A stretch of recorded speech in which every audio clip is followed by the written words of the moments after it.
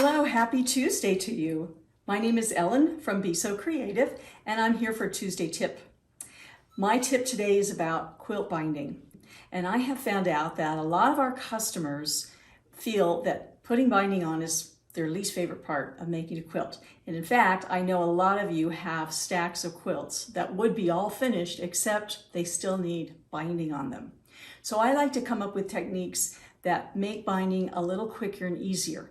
Now, one of the reasons I found out that people don't like putting on binding is because when they get to this final step of binding, and as you know, as you can see, I have sewn my binding on to my little quilt sample here.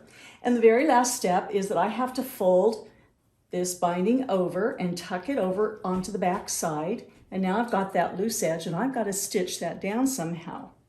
Well, traditionally what we have done is gone back to the front and tried to sew in the ditch right between the quilt and the binding. And hopefully when we stitch in that ditch, it will catch that folded edge on the back and grab it. So on this sample here, you can see that that is what I have done. I've stitched in the ditch there, and then on the back, I folded it over, and you can see that it's caught really nicely, the back edge there. The frustrating thing for people is that not everybody is able yet to sew really straight. Sometimes you've cut your binding a little too small. Maybe you made your seam allowance a little too large. And for whatever reasons, your fold here is not going far enough over, or it's inconsistent. So when you go to stitch in the ditch on the front, it's not always catching on the back. That's frustrating, so what do? We get out our needle and thread and sit by hand and sew it down, because that's the only way we feel like we can have complete control over it. Well, today's tip is a great little hack for you to sew this down by machine. Make sure it always catches.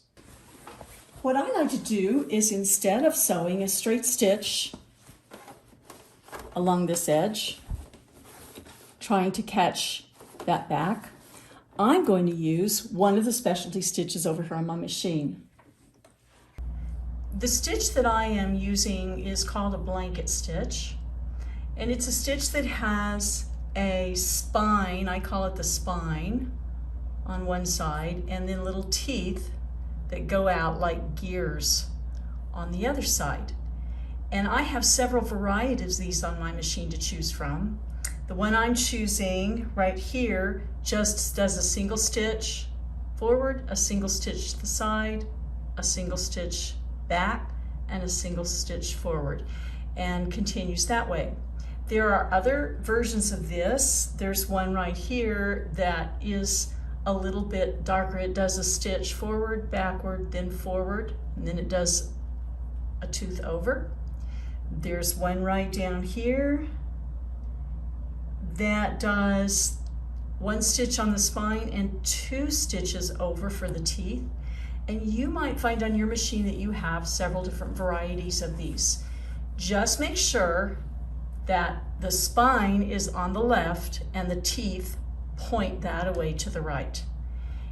That's the only way you can be able to use this on binding. If your stitch goes the other direction, you might have an option on your machine to mirror image the stitch. Mine is right here, and notice now it points the other way. So if yours pointed that way, you would need to mirror image it. Not all machines have the ability to mirror image, and so if they don't, you'll have to find the stitch that is lined up with the spine on the left and the teeth on the right. You also have the ability to edit this stitch. So you can go down into your stitch length and width, or wherever yours is on your machine. If you make it longer, it means it's going to be more distance between the spine stitches, so it's going to stretch out the teeth a little farther apart. And if you go wider, it means the tooth itself is going to take a larger bite into the binding. So you can adjust the width and length to get the look you want. The important thing is, get a piece of scrap fabric that's the same color as your binding and practice, experiment on it until you get exactly the look and measurement you like for this blanket stitch. I am going to fold my binding under, and I usually press this down with an iron, and I'm going to align the left part of that stitch so that the needle falls right into the ditch between the fabric, the quilt fabric and the binding. And I want the needle to sink right there, and then as I sew, it's going to take 2 or 3 stitches, and there's the bite. Did you see it take a bite to the right? And now I'm going to go a few more. My eyes are focused on where that needle is penetrating because I want to be sure it stays right up there against the side.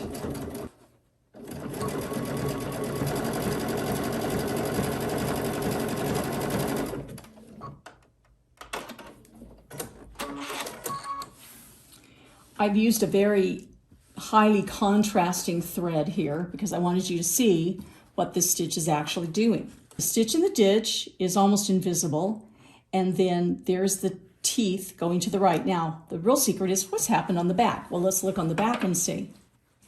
Now, you can see on the back, even though maybe my binding was a little uneven, right here I barely caught it with the stitch in the ditch, but the teeth always catch.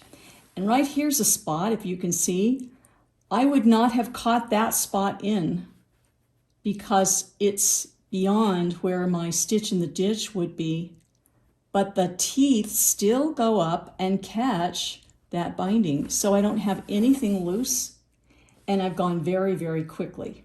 Here's one that I did, and you can barely tell that I have a blanket stitch on there. I have gray thread on the top, gray thread on the back, and it blends in so well with my binding that you can barely see it. I hope this little tip helps you to get some of those quilts out that aren't finished yet and get some binding on your quilts. If you would like to watch my entire series, I have a 6-part series on the whole process of putting on binding by machine. You may find that at our Be So Creative page in YouTube.